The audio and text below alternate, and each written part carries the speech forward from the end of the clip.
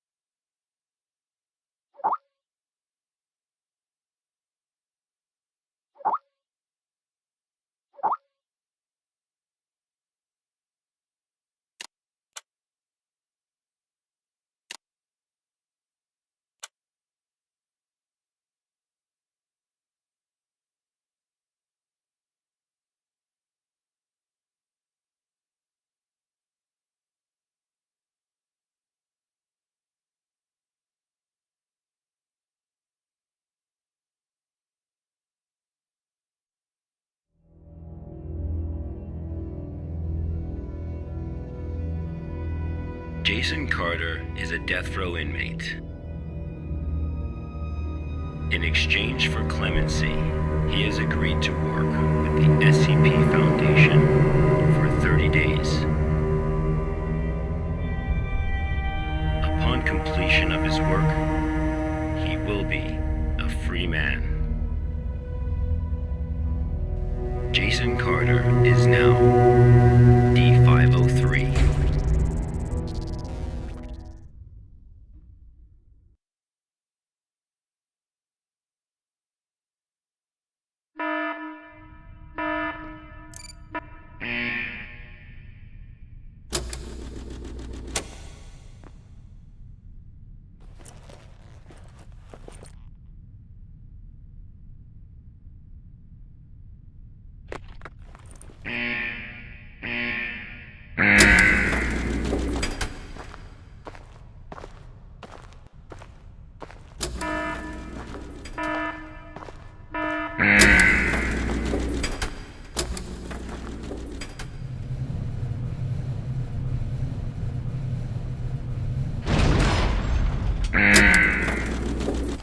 D503 was given no clear instruction of the task to be completed.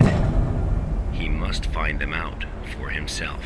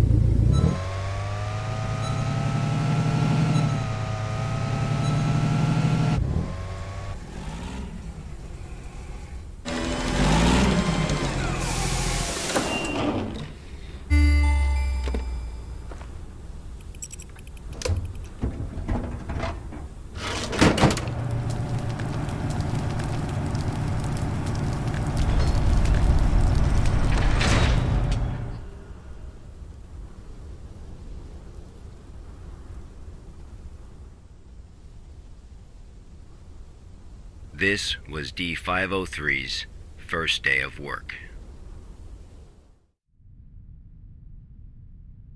SCP protocol mandates that D503 now undergo a psychological evaluation.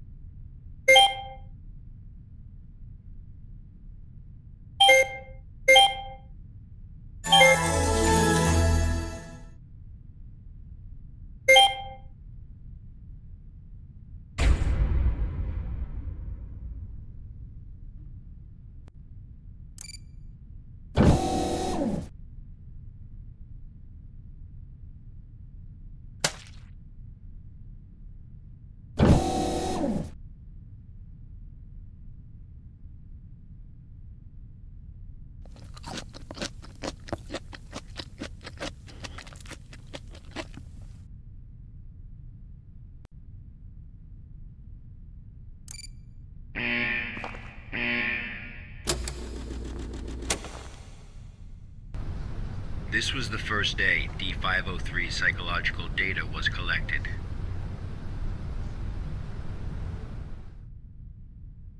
You're probably wondering, how can this job earn freedom for a death row inmate?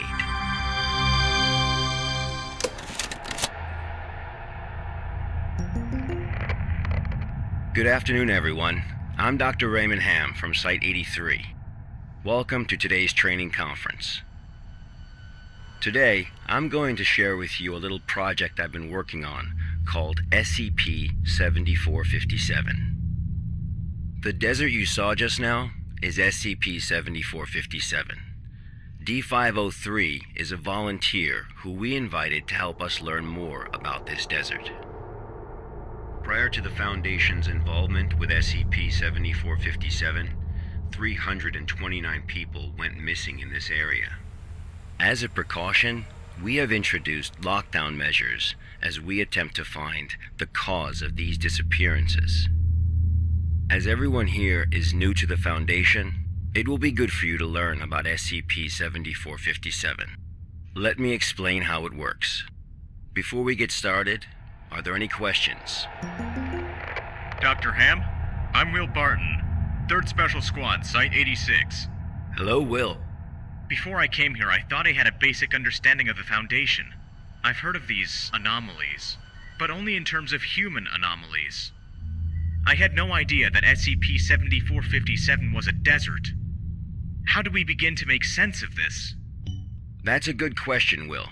All the unexplained phenomena we are monitoring are being labeled anomalies. Human anomalies, regional anomalies, artifact anomalies, and various other phenomena beyond our control. The work of the Foundation is to isolate these anomalies and prevent the public from, shall we say, experiencing them? Okay, next question. Hello, Dr. Ham. I'm Mark Harris, a research intern from Site 27. In the video, we saw D503 picking up garbage in the desert. Why did it do that? And what does this have to do with anomalies? Okay, Mark. What I can tell you now is that everything you see is part of SCP-7457. SCP anomalies can be a little difficult to understand at first. Just know that it, or they, have their own rules.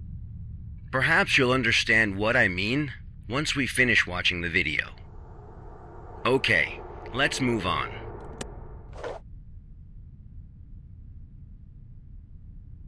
The first week was fairly normal. However, there was an interesting occurrence on the 8th day.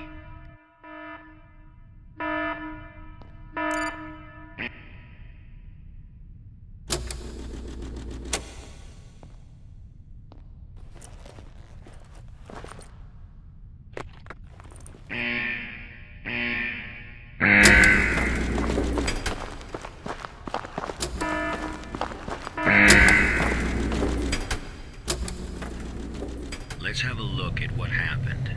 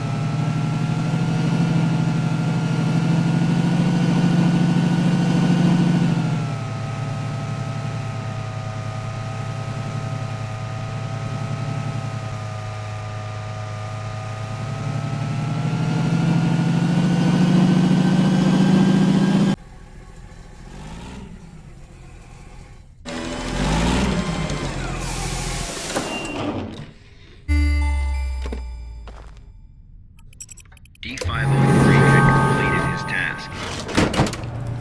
However, he did not realize that he had already encountered his first anomaly.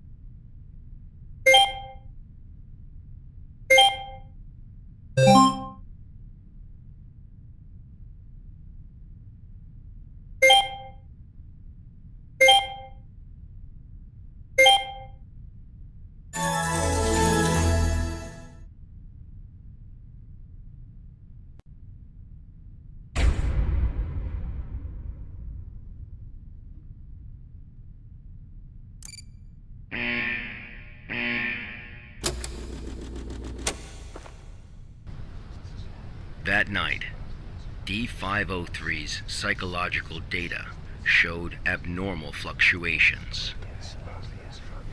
Analysis tells us that D503 is dreaming.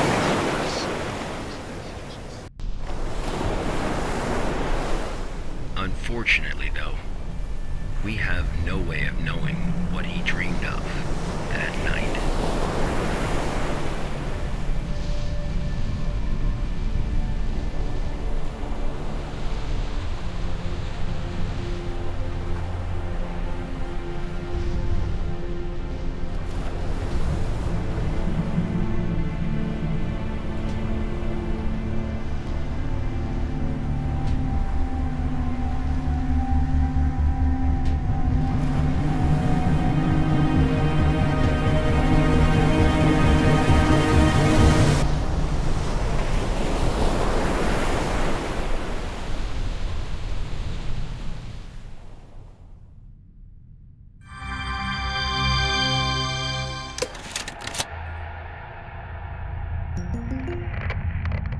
The 8th day marked a significant turning point, the start of SCP-7457's impact on D503. Are there any questions before we go on? Hello, Dr. Ham. I'm Spencer Jones from the Special Operations Department of Site-21. Hello, Spencer. It's still unclear as to why D503 needs to pick up all of this trash. If you wanted to monitor his psychological response to SCP-7457, why not just leave him out in the desert? Why assign him these tasks when there are already psychological evaluations taking place? Okay, our analysis has indicated that SCP-7457 produces a new cluster of trash every 8 minutes and 37 seconds. If waste collection is not done regularly, all that trash may soon flow into our world. It is worth noting, though, that the quantity of waste created here pales in comparison to the amount produced by humans. However, it still has the potential to become a significant problem in the future. By assigning these tasks to D503, we can monitor his reactions while also containing the trash.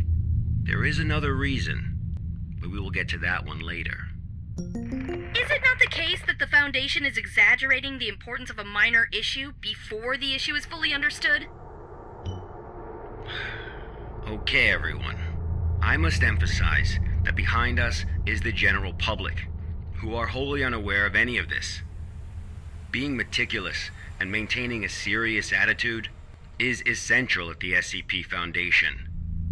Any oversight or underestimation of the enemy may result in disaster. Thank you, Dr. Ham. I understand. Good. Let's move on. The effects of SCP-7457 on D503 became most obvious on day 15 of the test.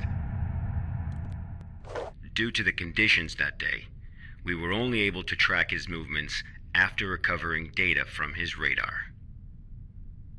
It was definitely a bad day, perhaps the worst, even for a death row inmate.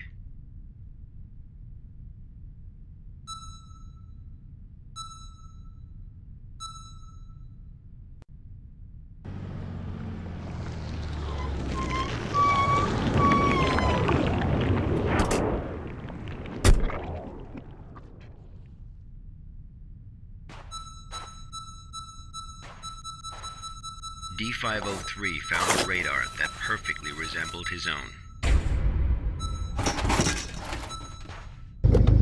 However, D503 didn't seem to think much of it.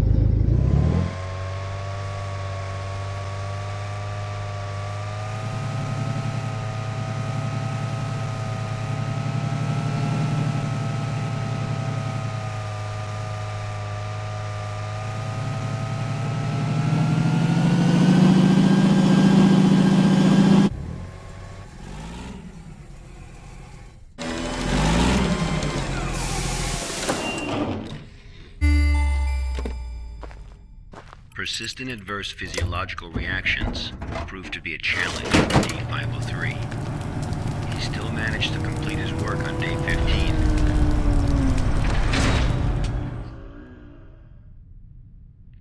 But then he encountered an incident.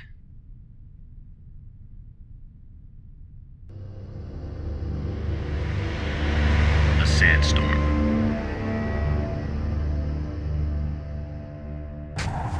D503 walked in the sandstorm for a long time, but he couldn't seem to find his way back.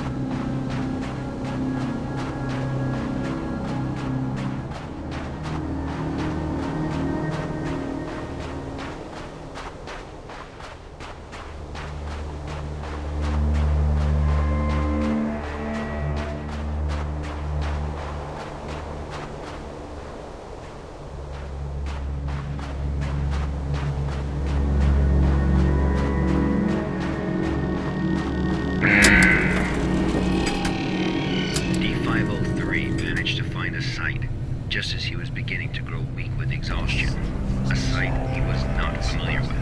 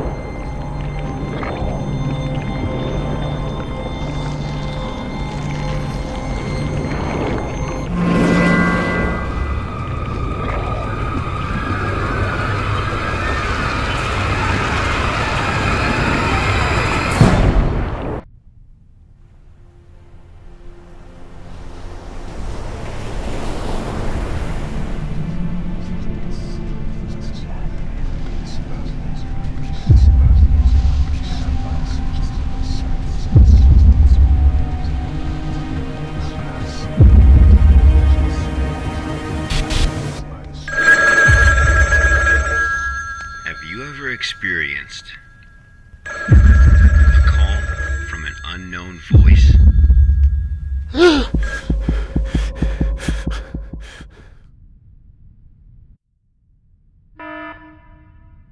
Approximately 13 hours later, a visibly trembling D503 returned to Site 8. We immediately performed a psychological evaluation.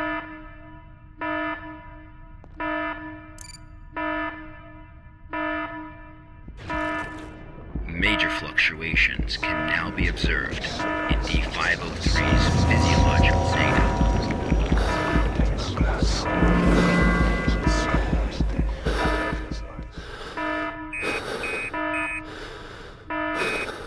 The results of the psychological evaluation were so troubling, we had to abort the mission.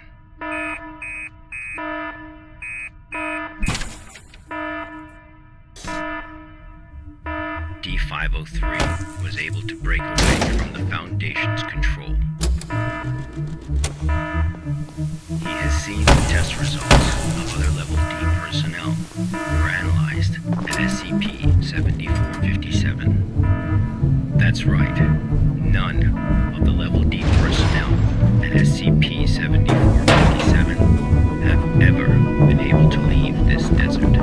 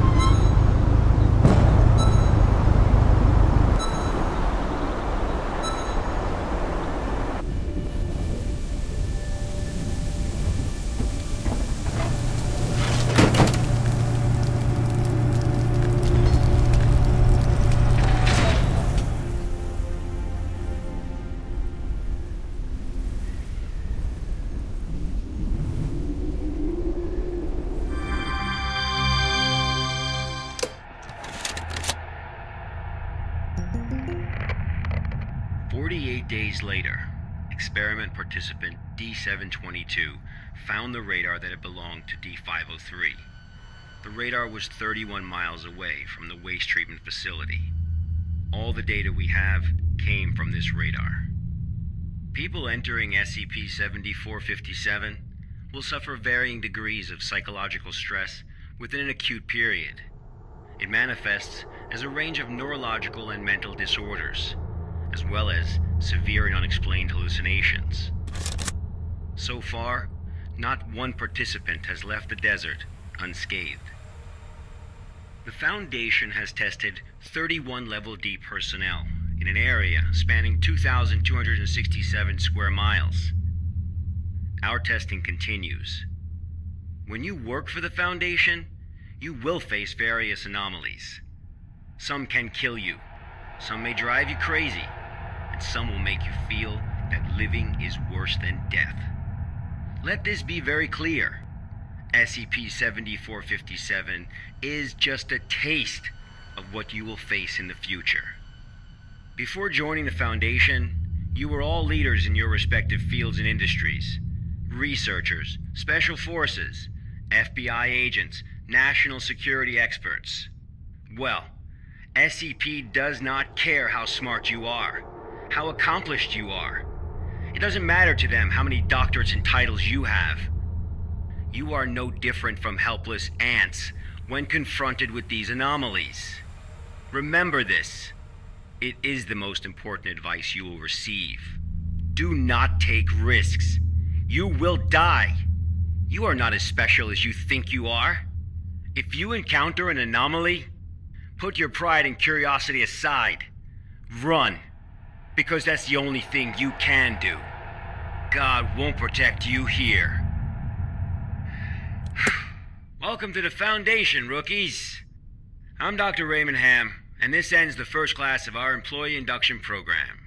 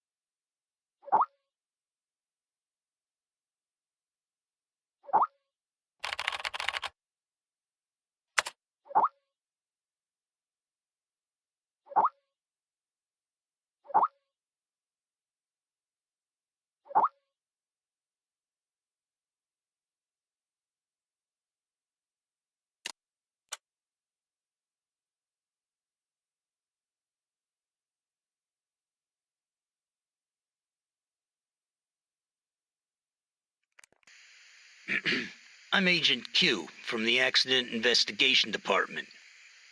Containment breach occurred at Pony Station, and contact with the Foundation has been lost. Agent Bella Lawrence was given orders to enter Pony Station and retrieve the black box. Following is a transcript of the interview with Bella Lawrence.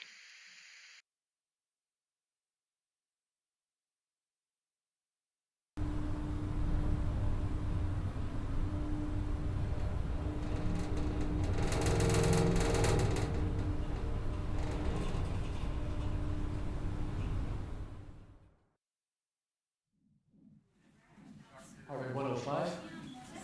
Blood pressure 175 over 110. Experiencing mild convulsions. Administer 5 milligrams of methanol to help control blood pressure. Bella? Bella?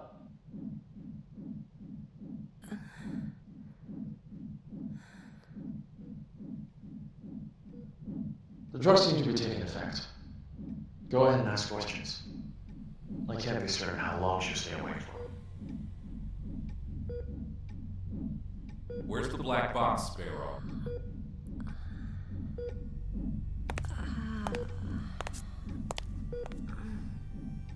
Three days ago, you were tasked with investigating the situation at Site 74, Pony Station. You were assigned to retrieve the black box. Now, out with it. Where is the black box?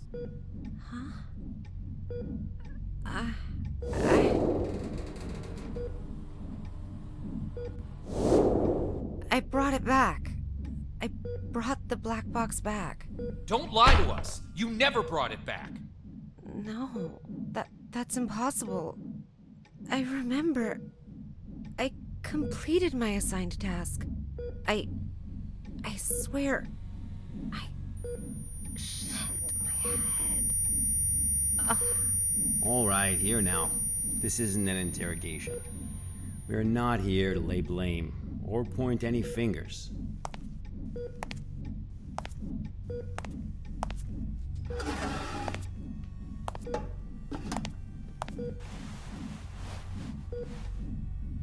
Bella, I'm terribly sorry to have to bother you in such a state, but it is critical that we find that black box.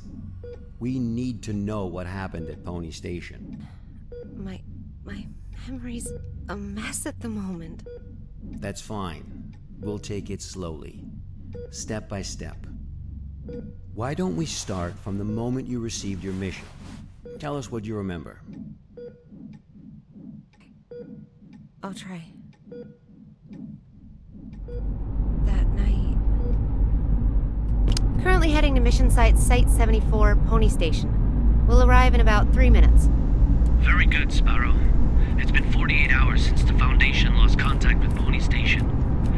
SCP-701 experiments there have been ongoing. We have reason to suspect a containment breach. What is my mission? According to Foundation security regulations 709S, each site must have a black box placed in a secure area to assist in identifying the cause of an accident, should one occur. Your task is to investigate the situation and retrieve the black box. Black box? Got it. Okay, I've arrived.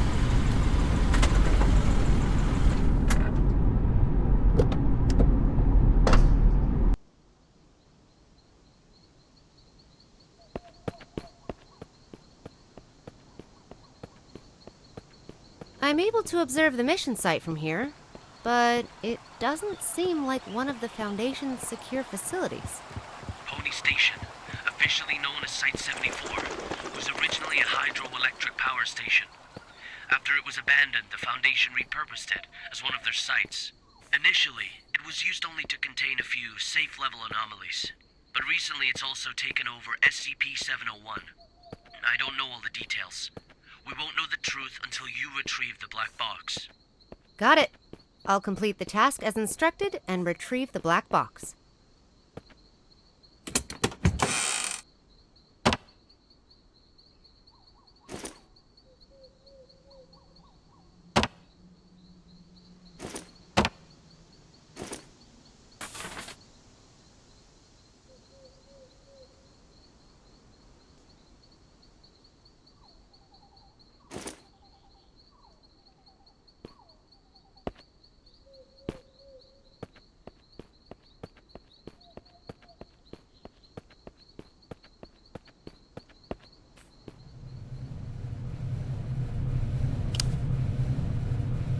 I've just entered Pony Station. Retrieve the black box from the lab.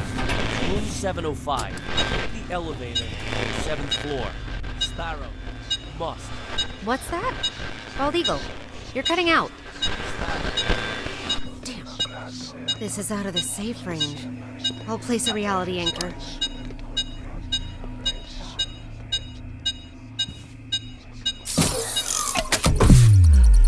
Okay. Much better. Now let's find that elevator.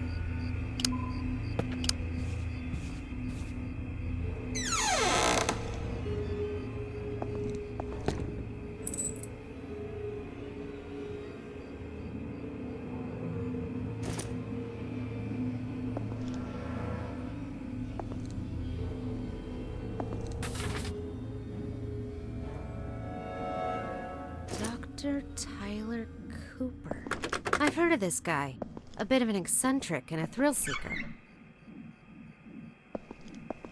Fuck.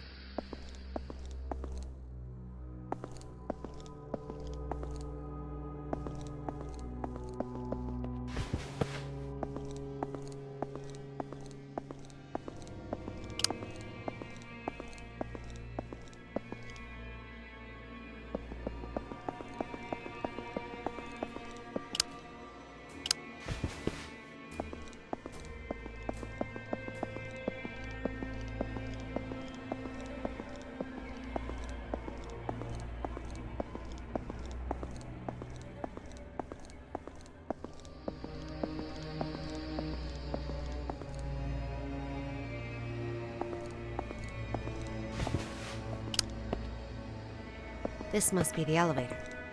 To the 7th floor, then.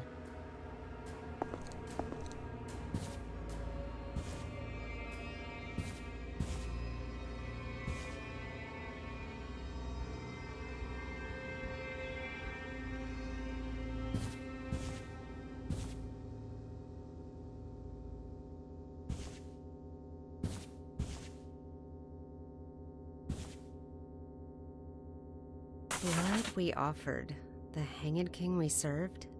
I serve my king with my blood? Blissful suffocation, sacrifice of sin? What's this? Some kind of poem? Ah, my head. Ah.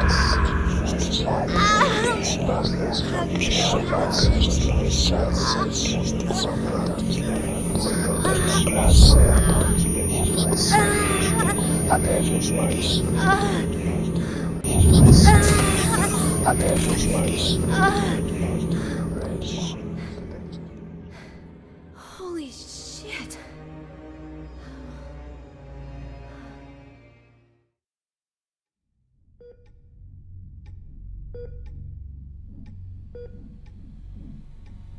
I'm very familiar with cognitohazards. I've been trained to deal with them. But this wasn't anything like that. I couldn't breathe. It was like there was a knot tied around my throat. I was weightless, hanging, gasping. No matter how much I struggled, nothing helped. That does sound terrifying. But perhaps it was just a nightmare, though. No. We wake up from nightmares. Not from this.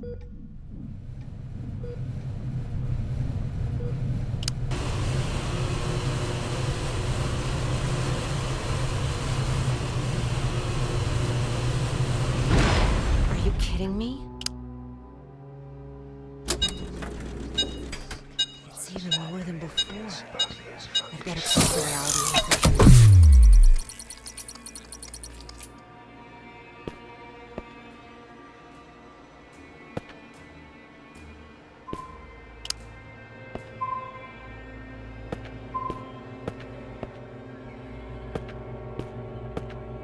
I guess I'm taking the stairs. It's locked.